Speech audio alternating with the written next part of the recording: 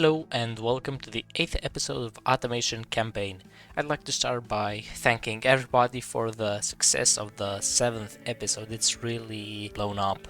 I'd like to start by making a brand new engine since our current 4-cylinder B series does not hold up anymore. It's underpowered, it's hard to pass emissions. Again, it will be a standard inline 4, still with an iron block.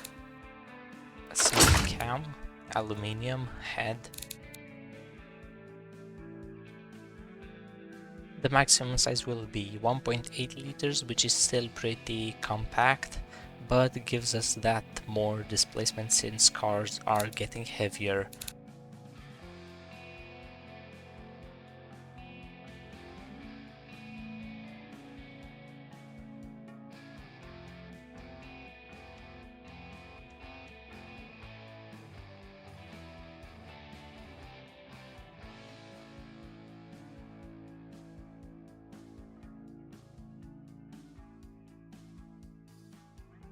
This should do it for the prototype for now, 67 horsepower, 1.8 liter, but in the future we may get more as we will probably use injection by the time this is ready. Yes, it should be a nice and quick build.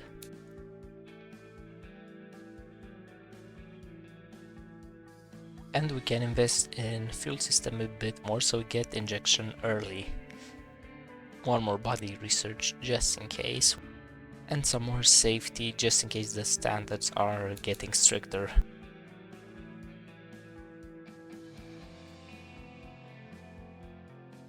Looks like our factories aren't really making enough cars and they'll have to be shut down for quite some time, and we may not make money because of that, so we'll have to crank them up to 3 shifts.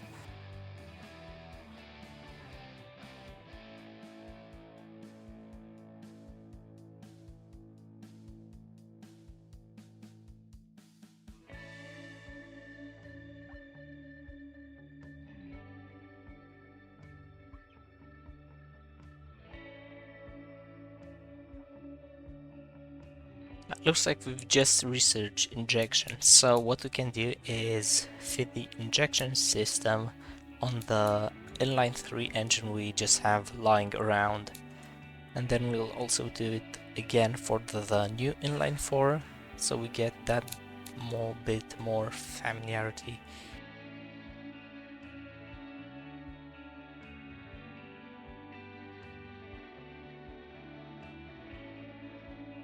And for some reason I can have a lot of compression on this one. I'll also put on forged parts so we get familiarity for these as well.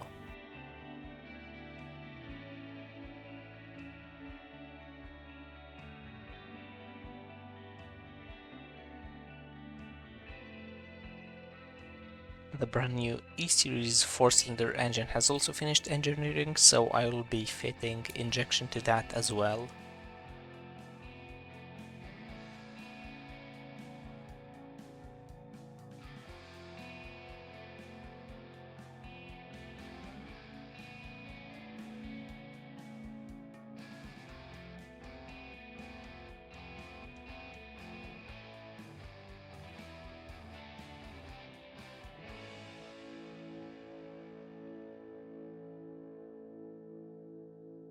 Oops, looks like I've produced way too much of the van and pickups, so I'll turn the factories back to normal.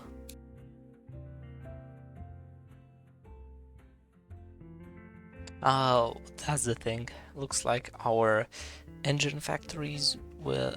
Oh no, yes, our engine factory, which was producing the inline 4, will now make the V6, and the inline 4 will be moving to a brand new factory. So this means no more cars for us, but we are sitting on a big pile of vans, which will hopefully help us take the hit. We can facelift the 3-cylinder engine yet again because we've unlocked the 3-way catalytic converter.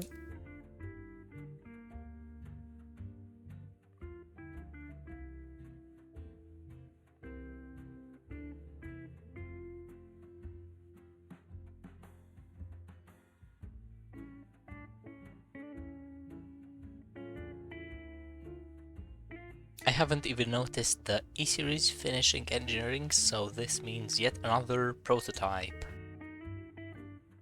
We'll now put on the better catalytic converter, and I think I'll be experimenting with turbos a little bit, just in case we may need them in the future.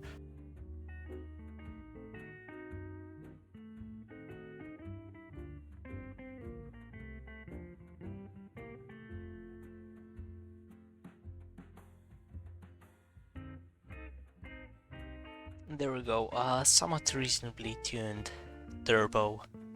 Very early turbo at that, but this is just a prototype. It's gonna take quite a bit. Let's see if it'll actually be engineered by the time we have to facelift them in mid 77, because all of these cars kind of go together as of now.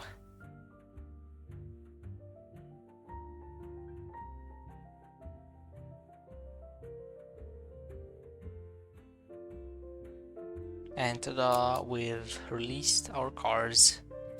Quality issue already. Full recall doesn't cost that much. And why are emissions killing us? Oh, it's the... I can just make them cheaper so I get rid of them as soon as possible. Let's see our situation. The Luciola is still keeping up sales. The Dolce Vita version, the RST20, is also selling decently well. The Koala is selling even more now that we've upgraded our production capacity, and the SP is also doing well and making us some profit, but the bread and butter still are the Koala and U100 platform. Oh, and I totally forgot, how is the CC24 doing? Oh, already having some stock building up. Now I'm really curious how our sales are. First off in Gasmia, where we've just launched. Wow, that's quite a lot already. Huge presence in the delivery market, and never mind, I was clicking limit to awareness. So half of the people that are considering a car and also know about us buy them, but to the general public, it's relatively unknown. Gasme also has a higher utility market, a larger one, which means our trucks finally have a place to sell. Not so many sales in the passenger cars, barely any in city, just 8 in city premium where the CC24 is targeted. A few GT sales, a few sport sales. Family and commuter are also doing decently enough. Now let's look at the whole world. Delivery sales are still our bread and butter, despite having so many cars. We'll still need to build some reputation to sell into premium, because as of now, nothing is being sold there, even with the Dolce Vita brand.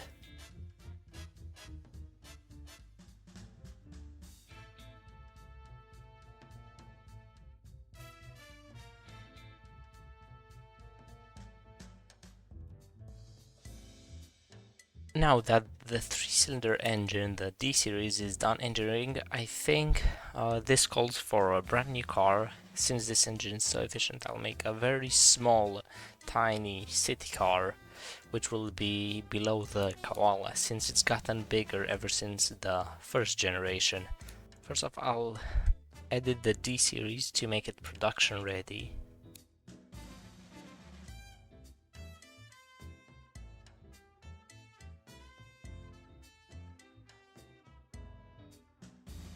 As for the catalytic converter, we can just use a 2-way, since the 3-way is pretty expensive and we want to keep costs down.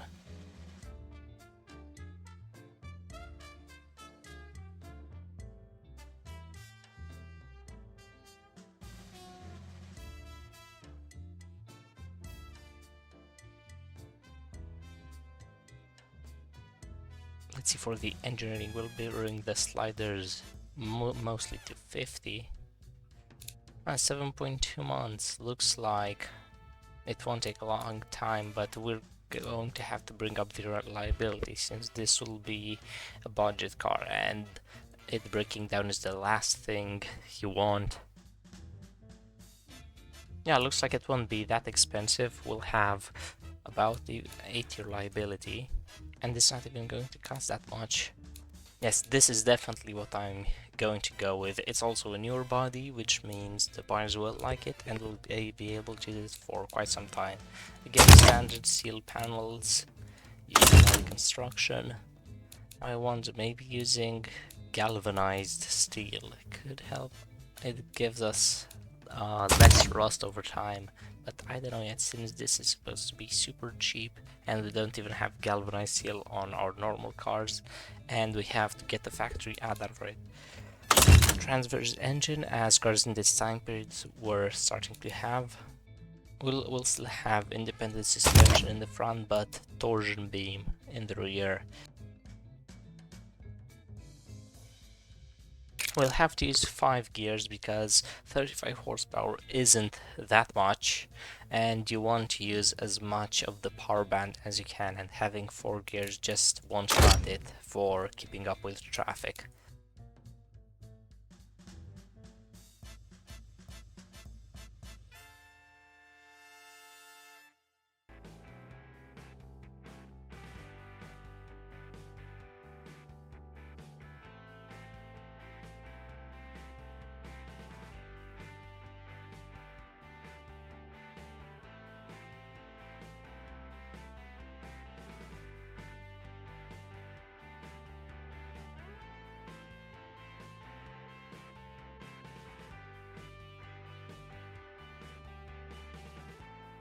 Now that we're done tuning the suspension, we can move on to the gearbox. We'll have top speed represented by this red line be in 4th gear and leave the 5th as overdrive, so you don't rev out your engine while on the highway.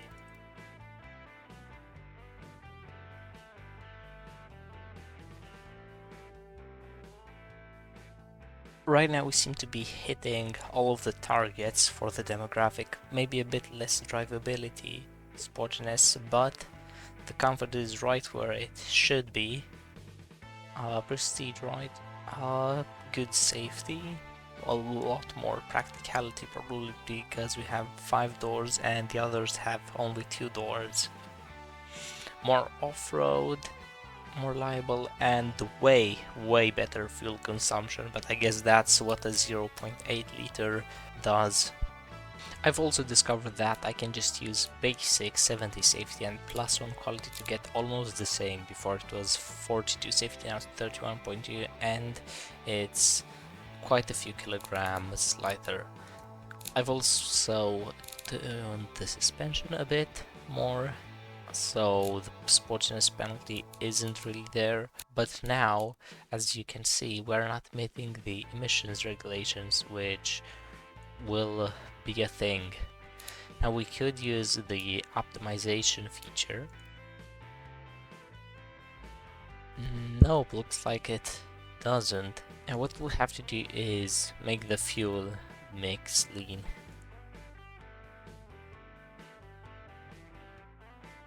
This should do it.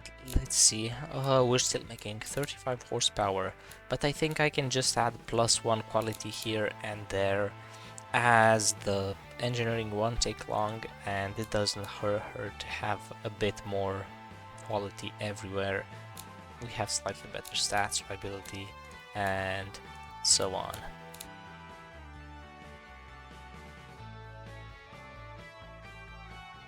I've decided to name it the Riocatto, again named after a river that's in our region of the factory, somewhat close to Padita.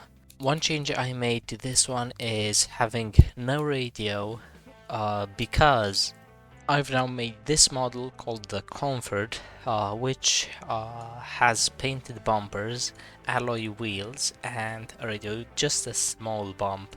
Even if it's not really optimal for automation to have another trim level which just has slightly better rims and a radio, it's a bit more realistic, as most base model cars in this time didn't come with a radio. As you can see from the sales, they can now sell a total of almost 4,000 units combined. And before, I don't think we were getting that many, so making trims does boost the sales. Speaking of trims, I will also be making a van version of this since vans always sell well.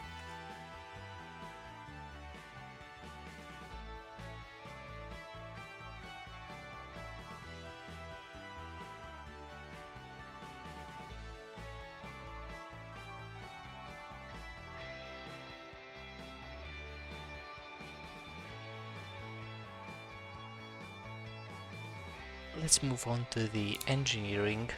We'll drag the loading slider all the way down, put in some more liability. Tooling will certainly help since this will be mass produced. 52 months is alright, that's 4 years and a bit. I'm not going to rush this platform to market, this car, since we want it to be reliable from the get-go.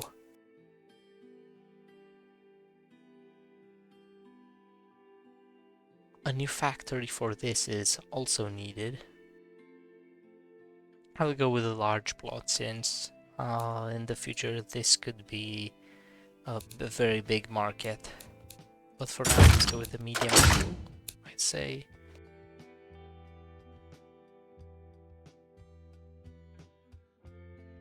And again, I'll get the large plot for the car factory.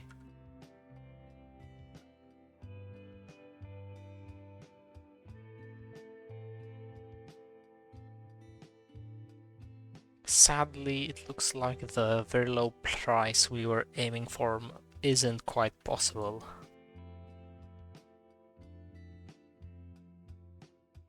I could also make a larger factory to help scale down costs.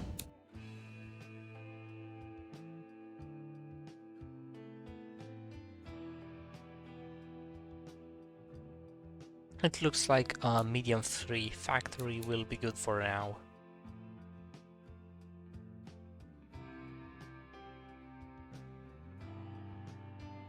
I'm also making the engine factory medium 3 since it won't be able to keep up with the car factory.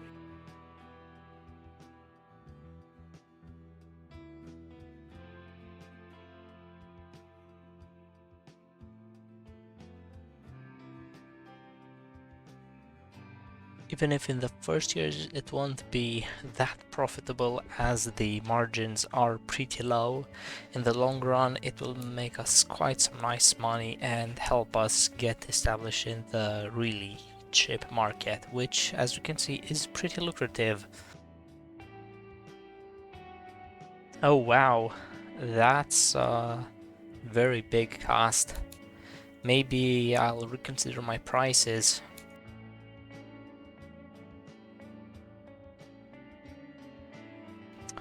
Slightly better.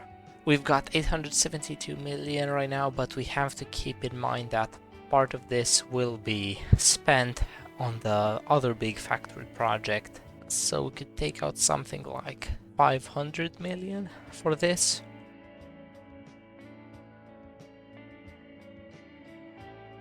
Yeah, we'll leave it like this and hope it works. And by the way, I think I may want to invest in driving assist to unlock ABS a bit earlier.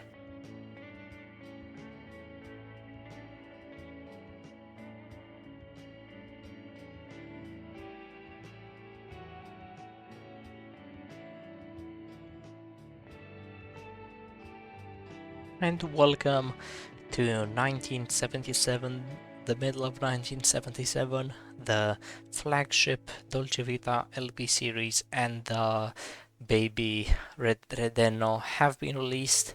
Unfortunately delayed by a year and a half, but we are finally here. I think they are selling somewhat decently. Before this episode ends, I'd like to test drive some of the cars we've made in this episode. Well, just the Riocatto which we are in now and the whole Dolce Vita lineup, as I didn't have the chance to drive them last time.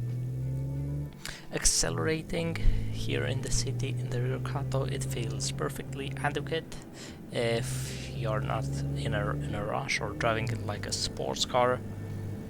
Low rev performance is pretty good.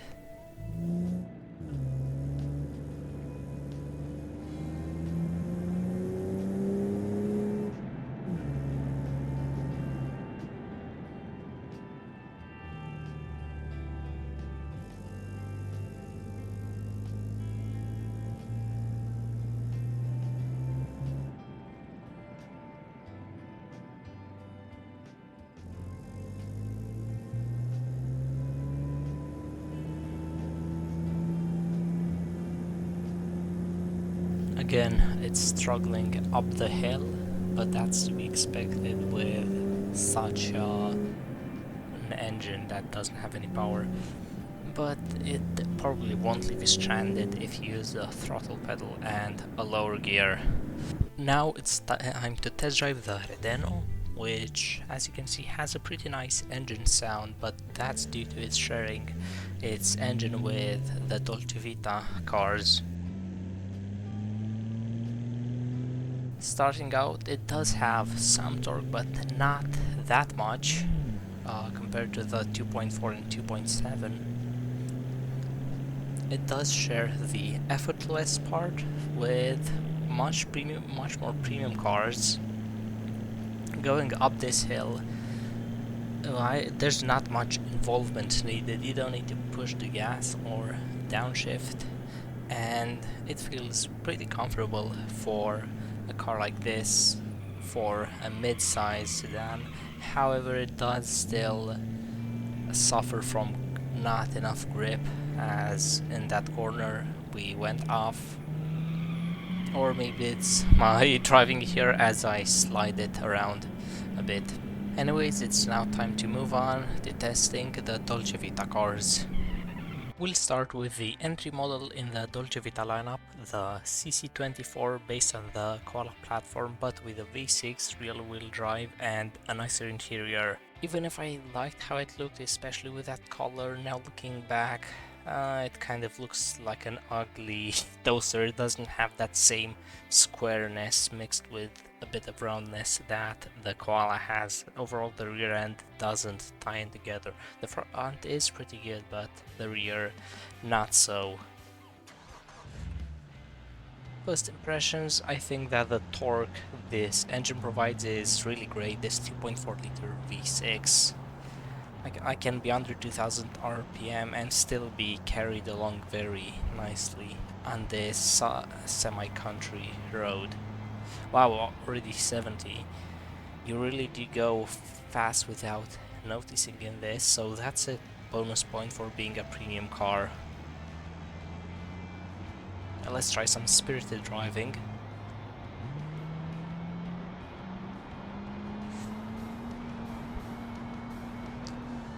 Ooh, kind of getting loose there.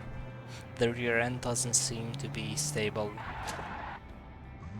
Ooh, yes, even at low RPMs, if you step on it, the rear end does not like it. Maybe this shouldn't have been rear-wheel drive, because I feel like it's being compromised. You don't have that trust in the car.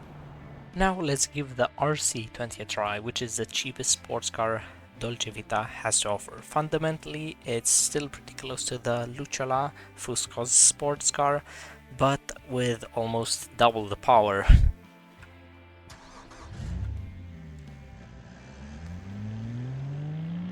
Immediately you can see how fast this just goes. And this is just on 100 horsepower, which shows how light the car really is. Unfortunately, it still shares its handling with the Lucciola, for better or worse, because the turning is excellent, but the rear end sometimes slips out, which is even more noticeable when you have more power and are going faster.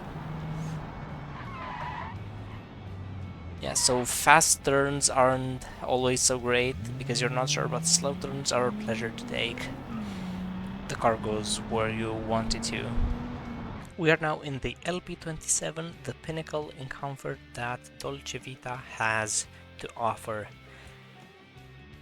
I don't know who did that skid mark, must have been some madman in his Cisalpina. Getting started, I notice a bit of an odd thing. The wheel starts to slip, probably because we have an open differential, but other than that, can get going pretty effortlessly, considering this has a lot of torque from the 2.7 liter V6, and the automatic transmission just helps you carry along without carrying too much. One thing that I do notice is it being a bit of a bow despite the car not being that large. Let's accelerate now that we are on a straight road. Transmission a bit slow to respond, but that's not our main priority here.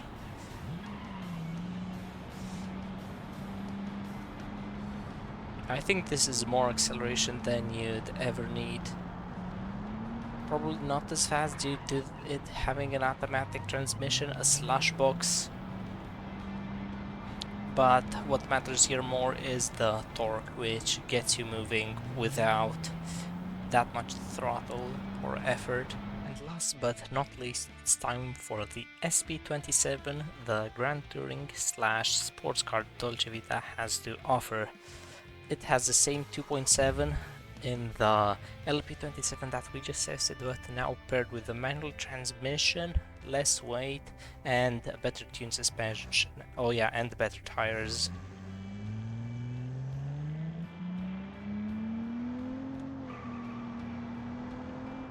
It only has 144 horsepower. At the time it was actually quite acceptable. And as you can see, it does get going quite nicely, a lot better than the LP27 because that has an automatic transmission and old ones pretty much suck when it comes to performance. Handling wise, it's much better than the RC20. I feel much more confident pushing this. Wow, in the 150 already. This is actually pretty fun. More fun than the RC20 there, I'd say. Even if this feels a bit heavier and maybe not as grippy in slow turns, it makes up with the acceleration and confidence. Thanks for watching, and I'll see you in the next episode where we're going to do a bit of facelifting and some new models to replace the ones that are currently aging.